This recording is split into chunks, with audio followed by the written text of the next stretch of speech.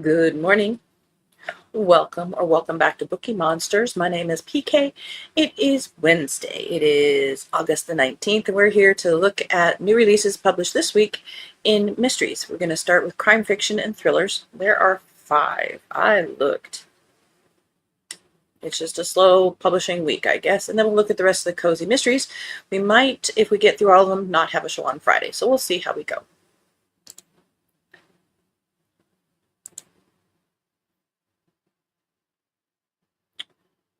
Actually, let's go this way. Priority.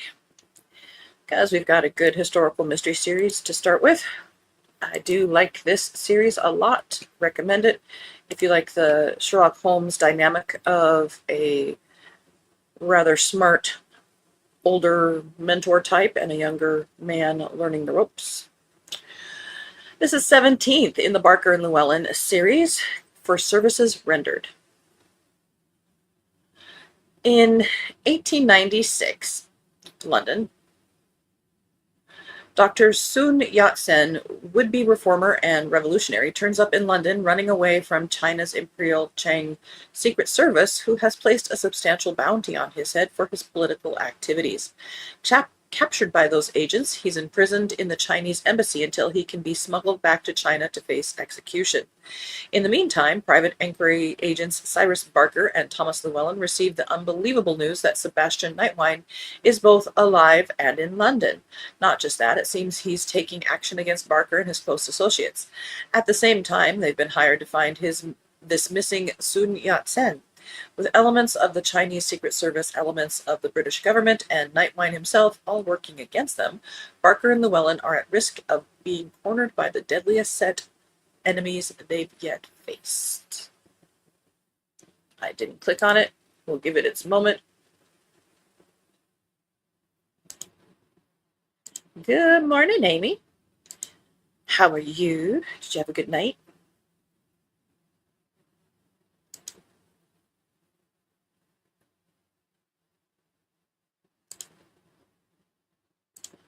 I was up my usual few times.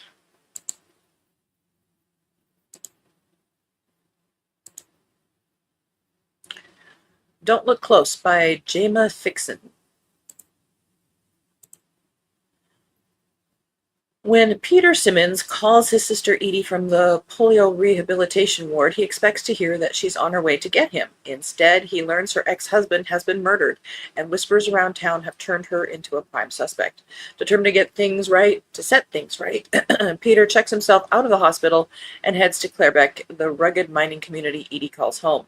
He can't walk or drive unassisted, but armed with his camera and a stubborn streak, he's intent on proving her innocence. Clairbeck, however, is far from welcoming. Old grudges between miners and the establishment simmer, and even Edie's clinic isn't the safe haven it appears to be. As Peter observes and then investigates, he starts to wonder, is someone watching, waiting, and eliminating anyone who steps out of line? In a town shrouded in secrets, Peter's eye for truth might be the only thing that stops a killer unless he draws the killer's eye first. ...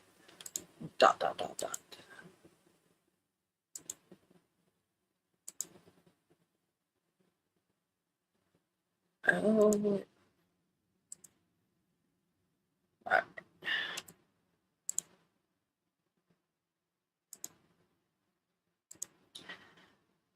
Fatal Finale by Nancy Mail. Third in the Erin Delaney mysteries. When best-selling author Erin Delaney's novel gets picked up for a movie deal, she eagerly awaits her friend Kaylee Quinn Hunter's arrival in Tennessee before they head to California to observe the film's production. Wow, it takes years sometimes. However, when Kaylee does not arrive at the scheduled time and Erin can't reach her by phone, her concern grows. A cryptic phone call from Kaylee's kidnapper confirms Erin's worst fear. She has exactly 6 days to save her friend's life by solving his twisted clues. The message comes with a warning. Contact the police or FBI, and Kaylee dies. But Erin works for the Sanctuary Police Department, and Kaylee's husband is with the FBI, putting her in an impossible situation. As Erin races against time, she's forced to crack the kidnapper's chilling puzzle before it's too late. 6 days is a long time to hold a hostage. I don't think this evil bad guy thought this through.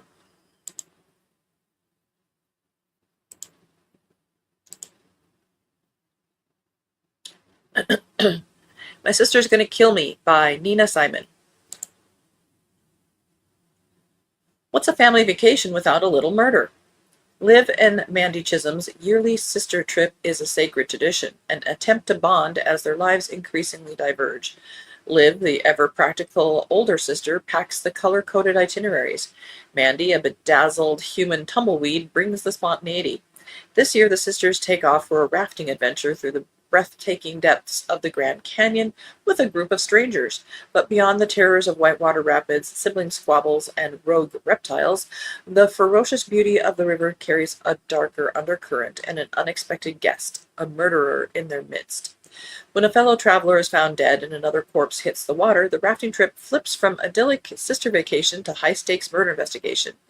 Every suspect has a secret, every clue is drenched in mystery, and Liv and Mandy can hardly trust each other, let alone their own instincts. With the river raging and the danger around every bend, the Chisholm sisters must work together to catch a killer and keep their relationship from capsizing before it's too late. End of that road. And last one in crime fiction and thrillers. I mean, seriously, publication industry, 5. A Numbers Game by R.J. Dark. All Malachite Mal Jones wants is a quiet life as the foremost fake psychic medium on the Blade's Edge estate. Enter his new client, Janine, the widow of a man who hid away a huge amount of money. Mal is drawn into a mystery he never asked for in an attempt to help Janine find the cash and escape the estate once and for all. Problem is, Mal's not the only one hoping to get his hands on the cash. The crime lord of the estate to other criminals are all on the hunt. Plus, adding to his worries, there are some corrupt cops after Mal's best and only friend, Jackie. Aided by Jackie and Beryl, Mal's nosy secretary, Mal sets out to find the cash and a solution that pleases everyone. If he can't, he'll have to pay the price. After all, it's a numbers game. Title card.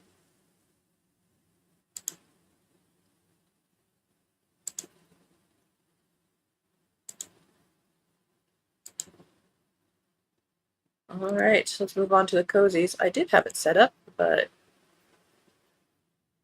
the internet ate it. All right, we were at evil.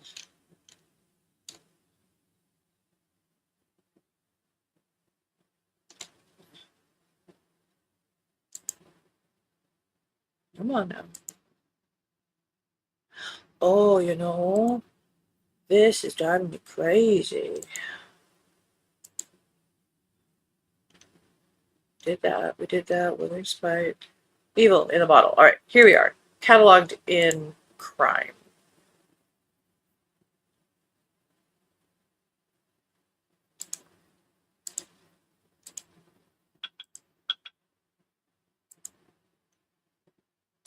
Sixth in the Cape Fear Bookshop Mysteries by Simone Steer. Libby is still reeling from a revelation that has changed the way she sees everything, but she's determined to turn the page and keep moving forward. When a mysterious card tied to a rare book lands in her hand, it pulls her into a new mystery with roots deeper than she ever expected.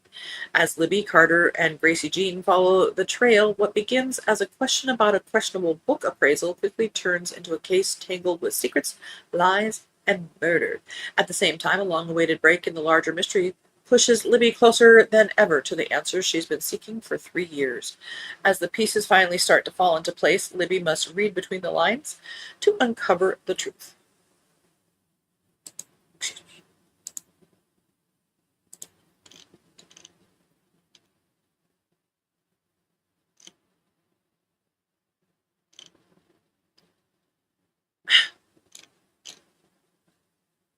Is it just me, or is it just trying to mess with my mind?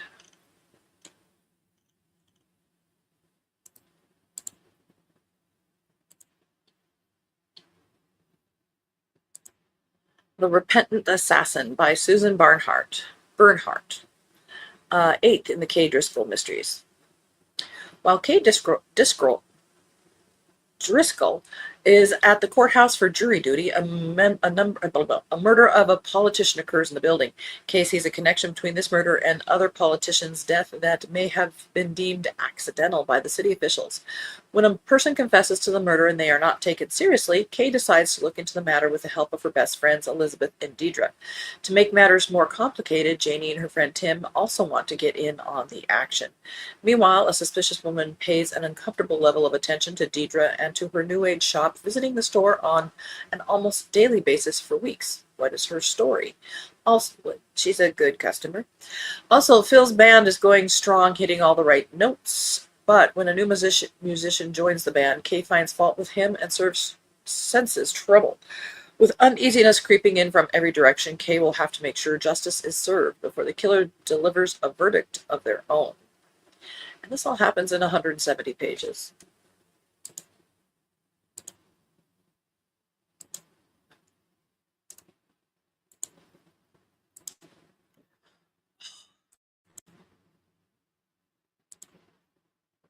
I don't know if it's my computer.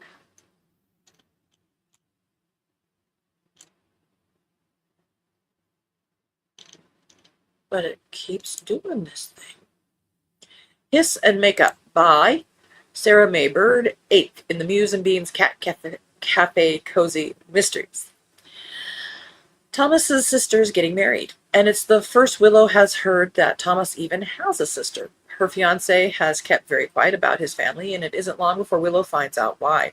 The chaos begins before the couple have even said, "I do," and it only gets worse once the rings are on their fingers. See? With the local detective closing in on the bride, Willow and Thomas race to untangle a web of family secrets to uncover the truth before the wedding ends with handcuffs instead of honeymoon.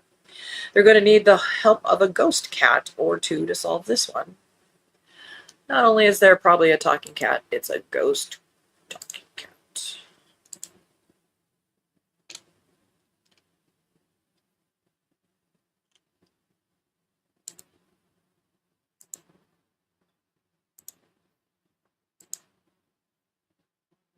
The Bistro at Holiday Bay, Witnessed and Delivered by Kathy Daly, 10th in the Bistro at Holiday Bay series. Summer is winding down in Holiday Bay, and Shelby and the Bistro crew are preparing for one of the town's biggest events of the season, the annual Lobster Fest celebration. Everyone is involved in the celebration until the Labor Day festivities come to a halt when one of the Bistro's favorite customers is found dead in his home. With only a handful of suspects to consider, Bistro employee Calliope Rosenthal, Callie to her friends, appears to top the list. In spite of the fact that Callie seems to have been the only one with the opportunity to have carried out the murder in the manner it was executed, Shelby isn't convinced Callie is the killer. Certain her friend is innocent, she begins digging into the victim's life, discovering secrets that suggest that more than one person had reason to want the man dead. As Shelby searches for the truth, she also joins her sister Sage at Holiday Bay's Adopt-A-Program community project, cheers Dawson and his band as they compete for the coveted Battle of the Bands trophy, and watches Cambria pull out all the stops in hopes of earning the blue ribbon at the annual lobster cook-off. I'm going to touch on a pet peeve of mine in Cozy Mysteries, and it's not just this one. It is, and it's not even just Cozy's. Now that I think of it, it's so many books when they're introducing the main character. Typically, they say the full name, then say what the person goes by, and then the last name. Like, for instance, Bistro employee Calliope Rosenthal, Callie to her friends. Why not just say Callie? You can go into those details in the book if you need to, but I don't go, "Hi, my name is Patricia P.K. Madsen." I say I'm P.K. Madsen. Patricia K. Madsen, but my friends call me PK. I mean, it's just not realistic. End rant. Moving on.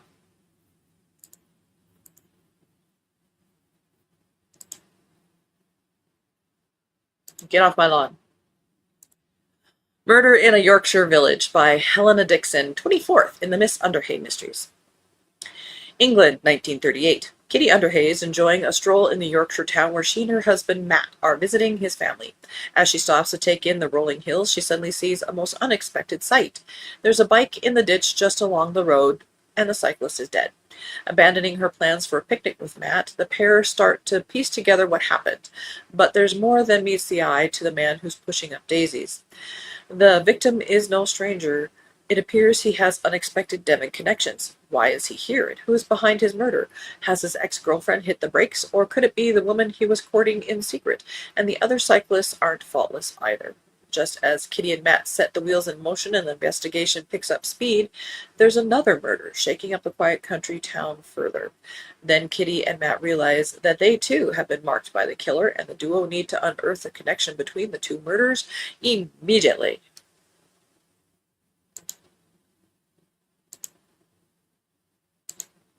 End of that row.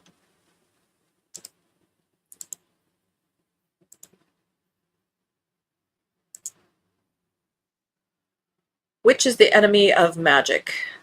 53rd in the Witch PI Mysteries, and this is over 300 pages. Good for this author, by Adele Abbott. Jill is shocked by the warning from the man with the ginger mustache, and she knows she must take decisive action. Jill also believes that she may be getting closer to finding out what happened to Myrtle Turtle, but will she ever discover the truth? Meanwhile, Grandma has other things on her mind as she prepares to launch the wand room onto the market. That's almost too little information, but we'll take it.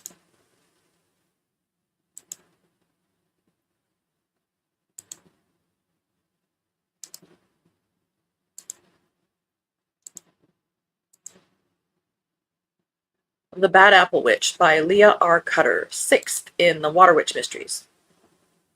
AJ's latest vision shows a witch poisoning a man dressed in Renaissance garb. As the troupe of actors coming to put on one of Shakespeare's plays won't travel to Milltown until the end of the week, AJ and Roland decide that they can still take their vacation safely, only to discover when AJ and Roland arrive that the troupe hasn't left the mountain resort town and that a witch travels with them. AJ had hoped that she'd get along with any peers she might meet. However, the murderous leader of this coven lacks any remorse, and it only takes one bad apple to spoil the entire barrel.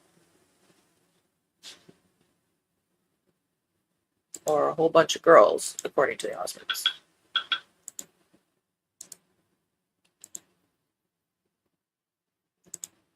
Oh, you know you were thinking it. Murder in the Apothecary Garden by Karen Sue Walker, 1st in the Nevermore Gardens Cozy Mysteries. The plants remember, the raven knows, and the garden has kept silent for 20 years. I've been offered a cottage on a retired folklore professor's neglected estate. All I really need is 4 walls, a roof, and enough work to keep my mind off my missing husband.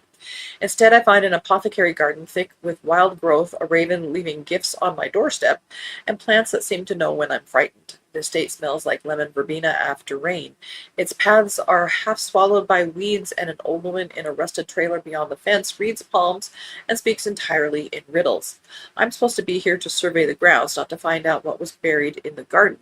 But the garden has been waiting for someone willing to listen. Someone else is waiting too, waiting for me to get too close to a secret they're willing to kill to protect.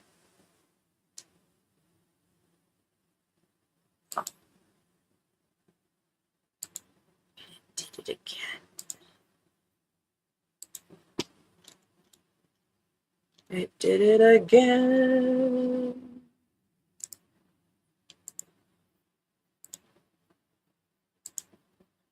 Breaking Unboundaries by P.D. Workman, 27th in the Reg Rollins Psychic Investigator series. Reg has always hated reading. What? Now a book might be her undoing. Reg Rollins, we hate her. She hates reading. The reformed con artist turned genuine psychic investigator is trying to find her new normal. She's got her unconventional business, her found family in the magical town of Black Sands, and her psychic cat Starlight. But life for a magnet of magical chaos is never quiet. But when a client brings her a haunted 17th century journal for a simple energy balancing, Reg finds herself drawn into the enthralling story of Laura Eastman, an orphan girl who became apprenticed to a powerful witch in old Black Sands. Armed with technology that makes the archaic handwriting come alive, Reg devours page after page of Laura's life, her struggles, her forbidden magical experiments, and her desperate quest to create life itself. For the first time ever, Reg can't put a book down. But there's a reason this journal found its way to her door. As Reg loses herself in the pages of Laura's world, strange things start happening. Reg has stumbled into something far more dangerous than a haunted book. Some books don't just tell stories, they have plans of their own. End of that row. 3 more. We can do this.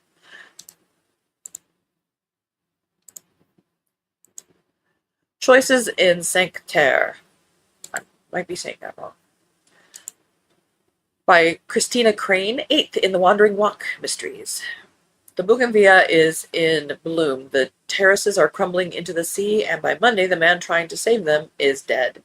Cece and Finn have parked the Wandering Walk on the seafront at Monte Rosso El Mare, I'm slaughtering, where the queues for Laksa stretch along the promenade, and Niccolo Conti, charismatic director of the local Heritage Foundation, knower of everyone's grandmother, the man who arranged for them to be there, has welcomed them into a Cinque Terre summer of bright water, slow lunches, and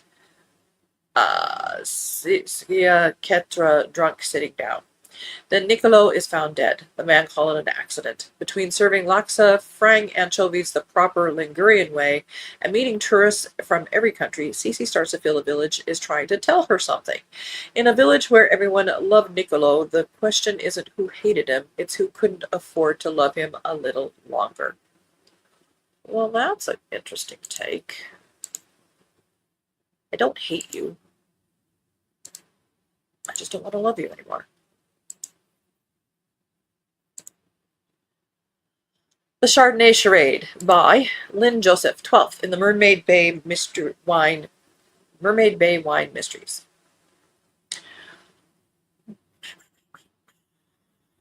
Noelle Knight has survived treasure hunters, an assassin in a cave, and a murderer who stayed one step ahead. Meeting her newfound cousin should be easy, right? When Noelle's Chilean cousin Sophia arrives in Mermaid Bay with a rare Chardonnay and a centuries-old tapestry, Noelle may finally have the missing half of her family's greatest mystery. Naturally, Shanice turns Sophia's visit into an international wine tasting at the Grape Escape, complete with a world-famous illusionist and a spectacular vanishing act featuring the mysterious tapestry. The trick works a little too well. The tapestry disappears for real, then the illusionist vanishes too. When he is found dead among the wine barrels, Noelle's shop becomes a murder scene, everyone holding a wine glass becomes a suspect, and she is left with only half a clue. Between Wine Down Wednesdays, brunch table theories at the Buttercream Cafe, and a Vampire Diaries marathon that hits a little too close to home, Noelle follows a trail of sleight of hand, silk threads, and stolen secrets. But the closer she gets to the truth, the more dangerous the final reveal becomes. Last one.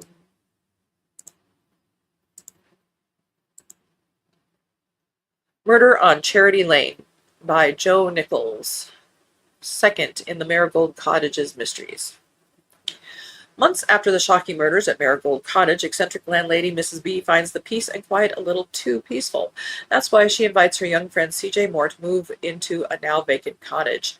CJ is a suspect in the death of her employer, a wealthy Santa Barbara philanthropist who tumbled down the stairs of his mansion during a dinner party. The dead man's much younger widow claims she saw CJ push him, but Mrs. B is certain that she's innocent. Why? Oh, just a feeling. That's enough for her to summon the Marigold Cottage's murder collective. Lillian will marshal the facts. Hamilton will dig around online. Sophie and Nicholas will offer eyewitness testimony, and everyone will hope that Ocean keeps Mrs. B out of trouble. Just as the tenants begin to suspect that Elsa is, in fact, the perpetrator, there's a second murder, a bloodier one. And with their tight-knit community in the crosshairs, they must prove her innocence or accept her guilt. That is it. And that is it for this week, actually, because we had so few crime fiction and thrillers. So, we won't have one on Friday. We won't have sprints on Saturday. Apologize for that, but we're going to an air show. Amy says it does seem to be a mouthful when they give you the full name and nickname to go by. Yeah, You know, just this is the name. I don't care where you came up with it. It's a pet peeve, and I pet it frequently. All righty. So I don't have sprints tonight. Our next sprints are on Thursday, tomorrow night, at 8 p.m. Eastern.